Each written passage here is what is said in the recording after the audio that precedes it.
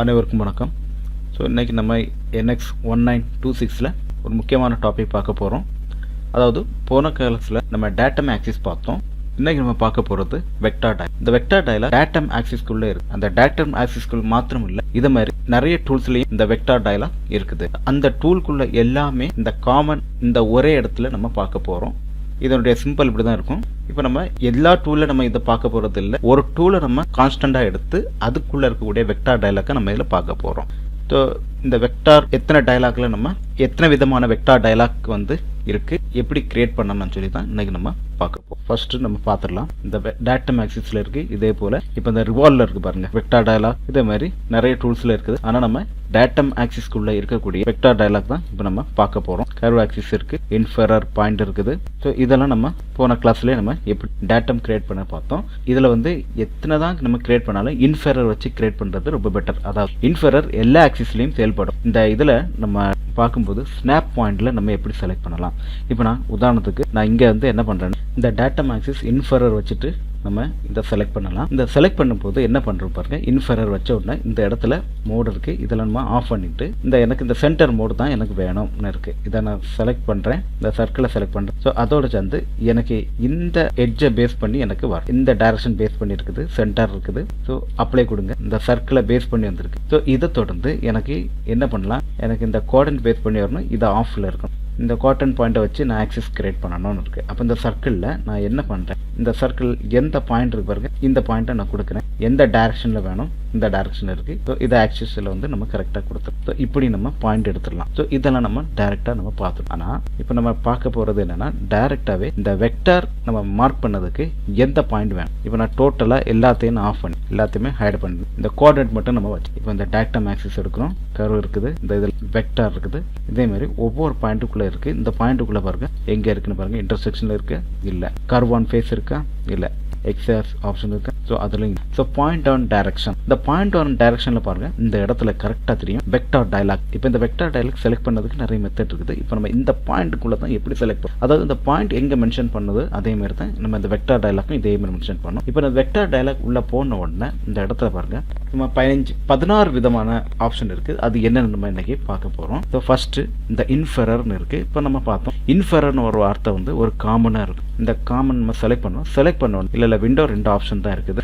Object to define vector அந்த vector orientation. நமக்கு தெரியும் வெக்டார் ஓரியன்டேஷன் எந்த மாதிரி செட் பண்ணலாம். இப்போ நம்ம வெக்டார் செலக்ட் பண்ணல, object to define select object இருக்குது. ஒரு ஆப்ஜெக்டை பேஸ் பண்ணியும் நம்ம செலக்ட் பண்ணலாம். இப்போ நான் இந்த வெக்டார் ஹேண்ட் பண்றேன். இந்த ஆப்ஜெக்டை பேஸ் பண்ணி நமக்கு இங்க இடத்துல வெக்டார் செலக்ட் பண்ணலாம். ஸோ இப்படி ஒரு மெத்தட் இருக்குது. அதே மாதிரி இந்த இடத்துல நான் ஆப்ஜெக்டை ஹேட் பண்றேன். இந்த வெக்டாரை டைரக்டா இன்ஃபெரர் வச்சுட்டு செலக்ட் ஆப்ஜெக்ட் இருக்குது. அப்ளை ரிவர்ஸ் திருப்பி இருக்கா, இன்ஃபெரர் வைக்கலாம், ஆக்சிஸ் இருக்குது. ஸோ இந்த மாதிரி ஆக்சிஸ் ஓரியன்டேஷன்ல நம்ம ரிவர்ஸ் கொடுக்கலாம். டிஃபைன் ஆப்ஜெக்ட் எந்த ஆக்சிஸ் நம்ம இப்படி செலக்ட் பண்ணோம் ரிவர்ஸ் கொடுக்கலாம். ஸோ இந்த மாதிரியும் நம்ம டைரக்டா பாயிண்ட் வச்சு ரெப்ரசென்ட் பண்ணலாம். இதே பாயிண்ட்டை நம்ம திருப்பியும் இந்த ரிவர்ஸ் எடுக்கணும். பாருங்க இன்ஃபெரர் வச்ச உடனே ஒரு வெக்டார் செக்ஷன் மாதிரியே காட்டும். இந்த வெக்டார் செக்ஷன்ல டைரக்டா ஒய் இருக்கும்போது மைனஸ்ல இருக்கு, அதை நம்ம ரிவர்ஸ் பண்ணிக்கலாம். அதே மாதிரி டாப் அதாவது எக்ஸ் ஆக்சிஸ்ல இருக்குது. நம்ம இந்த வெக்டாரை நம்ம சேஞ்ச் பண்ணணும், இந்த செக்ஷன்ல இருக்குது. ஸோ இதை மாதிரி நமக்கு என்ன வெக்டார் இருக்குதோ அதை மாதிரி நம்ம செலக்ட் பண்ணிடலாம். ஸோ இது ஒரு மெத்தட். என்ன இருக்கு,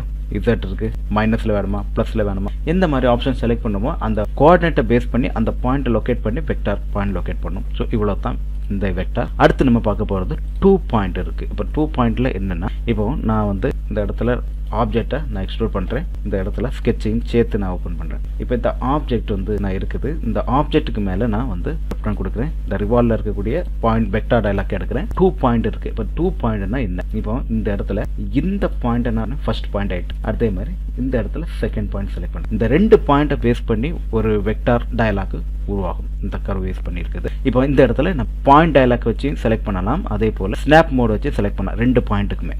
இது டைரக்டா ரிவர்ஸ் டைரக்ஷன் செட் பண்ணக்கூடிய ஒரு மெத்தட். அடுத்து இங்க பார்த்தோம் இதுலயும் ரெண்டே ஆப்ஷன் தான் இருக்குது. ஆனா இதே பாயிண்ட்டை நம்ம கிராஸ் செக்ஷன்லயே நம்ம எப்படி உருவாக்கலாம்னு பாருங்க. இந்த கிராஸ் செக்ஷன் எப்படி உருவாக்கலாம், 2 பாயிண்ட் இந்த பாயிண்ட் இருக்குது, அதே மாதிரி இந்த அப்ப எந்த பாயிண்ட்டுக்கு இருக்கோ எந்த பாயிண்ட் இருந்து எந்த பாயிண்ட் லொகேட் பண்ணணும் அந்த பாயிண்ட்டுக்கு ஒரு வெக்டார் கிரியேட் பண்ணணும். ஓகே, அந்த வெக்டார் கிரியேட் பண்ணோட அதுக்குரிய சிம்பிள் மார்க் வந்துடும்.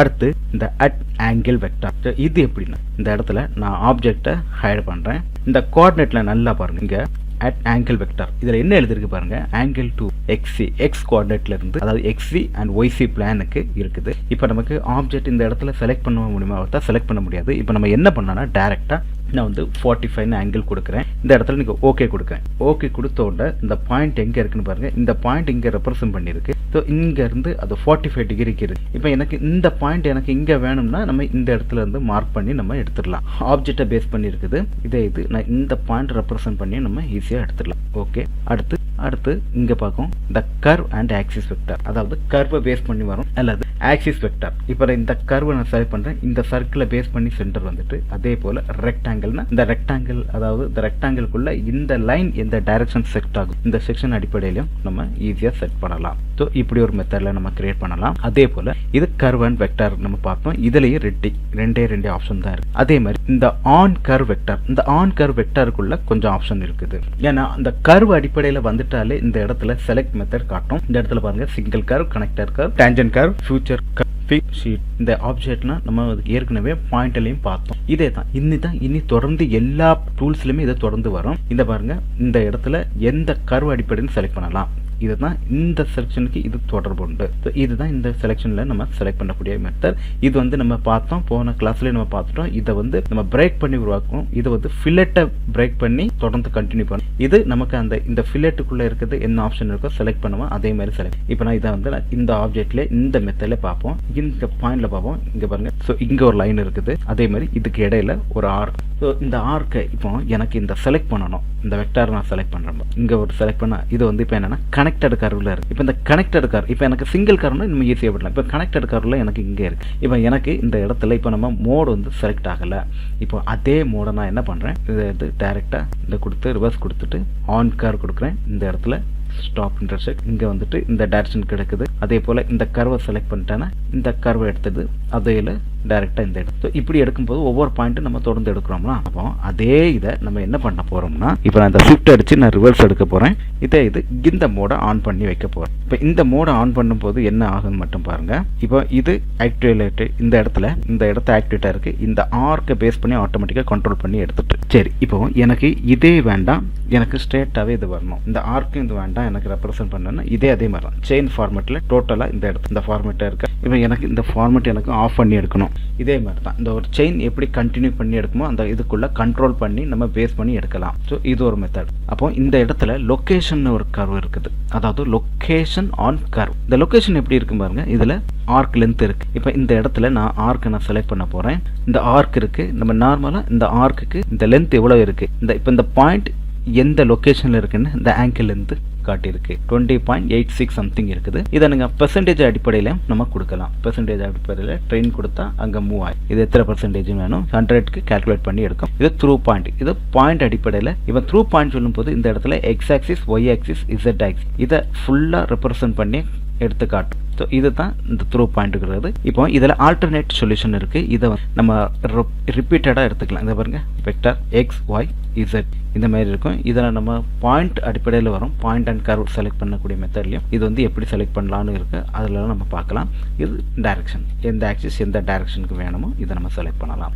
ஓகே, ஆன் கர்வ் இருக்குது. இப்போ ஃபேஸ் நார்மலாக இருக்கும். இந்த ஆப்ஜெக்ட் இதுக்கு நமக்கு ஆப்ஜெக்ட் வேணும். இந்த ஃபேஸ் அண்ட் பிளான் நார்மலாக இருக்குது. ஆப்ஜெக்ட் எனக்கு வேணும். இப்போ இந்த ஃபேஸை நான் செலக்ட் பண்ணேன். இந்த ஃபேஸ் அடிப்படையில் இது டைரக்ட் எக்ஸ்ட்ரூட், அதாவது கர்வ் வெக்டார் வந்து செலக்ட் ஆகிட்டு. ஓகே, இது வரைக்கும் ஒரு பாயிண்ட் இருக்குது. இந்த ஃபேஸுக்கு வெக்டார் இருந்து அடுத்து இந்த பிளான் இது எல்லாமே டோட்டலாக காமன் சிம்பிள், அதாவது டைரக்ஷன் பேஸ் பண்ணி வரும். இந்த ஆப்ஜெக்டை திருப்பி நான் ஹைட் பண்ணுறேன். இந்த இடத்துல எக்ஸி பிளான். இப்போ எக்ஸ் எங்கே இருக்குது, இப்போ இந்த இடத்துல எக்ஸியை நான் செலக்ட் பண்ணேன். எக்ஸ் எங்கே இருக்கு, இந்த ஆப்ஷனில் இருக்கு. ஸோ அதன் அடிப்படையில் கிரியேட் ஆயிரும் வெக்டார். அதே போல் அடுத்து இந்த இடத்துல ஒய்ஸ் இருக்கும்போது ஒய் டைரக்ஷன் பண்ணி செலக்ட் பண்ணும். இதை நீங்கள் ஃபிளிப் பண்ணி எடுக்கலாம். அதே மாதிரி இசட்ல செலக்ட். அதே மாதிரி இதை மைனஸ் எக்ஸ், இப்போ எக்ஸ் இங்கே இருந்து மைனஸ், ஆனால் நம்ம நார்மலாகவே ரிவர்ஸ் டைரக்ஷனில் கொடுத்துருக்கலாம். இது எதுக்கு கொடுத்துருக்கான்னு தெரியல, ஆனாலும் இது ப்ரோக்ராமிங்க்கு ரொம்ப யூஸ் ஆகும். அதே மாதிரி ஒய்க்கு மைனஸ், அதே மாதிரி இசட் மைனஸ் இசட். இதெல்லாம் நம்ம சிம்பிளாகவே நம்ம வந்து வெக்டார்க்கு பாயிண்ட் லொகேட் பண்ணதுக்கு இது ரொம்ப. இப்போ வியூ ஓரியன்டேஷன். இப்போ வியூனா எதுனா இந்த பாயிண்ட்டுக்கு பேஸ் பண்ணியே இருக்கும். ஆரிஜின் பாயிண்ட்டை பேஸ் பண்ணி வியூ டைரக்ஷன், இந்த வியூ பேஸ் பண்ணி நமக்கு செலக்ட் பண்ணக்கூடிய ஒரு பாயிண்ட். அடுத்து இந்த இடத்துல வியூ இருக்கா. அடுத்தது பை கோஎஃபிஷியன்ட். சொல்லிட்டு ஒரு மெத்தட் இருக்குது. இந்த இதுக்குள்ளே பார்த்தீங்கன்னா 2 ஆப்ஷன் இருக்குது. கோஎஃபிஷியன்ட் தான் முக்கியம். இதில் கார்ட்டீசியன் இருக்குது, த ஸ்பெரிக்கல்னு ஆப்ஷன் இருக்குது. இந்த கார்ட்டீசியனில் IJK ஃபார்ம், இந்த ஃபார்மில் எந்த பாயிண்டில் லொக்கேட் ஆகணும் இருக்குது. இந்த பாயிண்ட் அடிப்படையிலேயே நம்ம செலக்ட் பண்ணலாம். அதே மாதிரி இது ஃபார்முலா பேஸ் பண்ணி கோஎஃபிஷியன்ட் இருக்குது. அதே மாதிரி ஸ்பெரிக்கல் ஃபார்மில் த பை அண்ட் தீட்டா, இந்த இது ஆங்கிள் பேஸ் பண்ணியும் பை பேஸ் பண்ணி செலக்ட் பண்ணக்கூடிய ஒரு வெக்டார் பாயிண்ட். அதே மாதிரி இந்த இடத்துல பை எக்ஸ்பிரஷன், இந்த பை எக்ஸ்பிரஷன் பார்த்தோம். நம்ம இந்த சீட் எல்லாம் பார்த்தோம், பாயிண்ட் கிளாஸ்லேயே நம்ம பார்த்தோம். இந்த இதில் எக்ஸல் ஷீட் மாதிரி இருக்கும். ஸோ இதனுடைய ஃபார்முலா பேஸ் பண்ணி நம்ம செலக்ட் பண்ணக்கூடிய ஒரு மெத்தட். இதோட லாஸ்ட்டாக நம்ம பார்த்தோம்னா இங்கே வந்து ஒரு ரிவர்ஸ் கொடுப்ப பாருங்க. இந்த கொடுத்த உடனே இங்கே ஒரு ஆப்ஷன் கேட்கும், ஃபிக்ஸ். இப்போ இந்த ஒரு பாயிண்ட்ல நம்ம எந்த இடத்துல பாயிண்ட் ஃபிக்ஸ் பண்ணோமோ அதை வந்து ஒரு நிரந்தரமாக ஃபிக்ஸ் பண்ணிக்கிறது. இதோடைய ஆப்ஷன் பாருங்க, கிரவுண்ட் ஆப்ஷன் மாதிரியே செலக்ட் பண்ணியிருக்கோம். ஸோ இந்த பாயிண்ட்ல அடிப்படையில் செட் பண்ணக்கூடிய ஒரு மெத்தட். இந்த பாயிண்ட் லொக்கேட் பண்ணிட்டோம். இந்த லொக்கேட் பண்ணோன்னே இதை நீங்கள் செலக்ட் பண்ணலாம். ஸோ இது ஒரு மெத்தட், ஃபிக்ஸட் பாயிண்ட் இன்னொரு மெத்தட் கார்டு. ஸோ இவ்வளவு தான். ஸோ இது வரைக்கும் நீங்கள் பார்த்ததுக்கு நன்றி, வணக்கம்.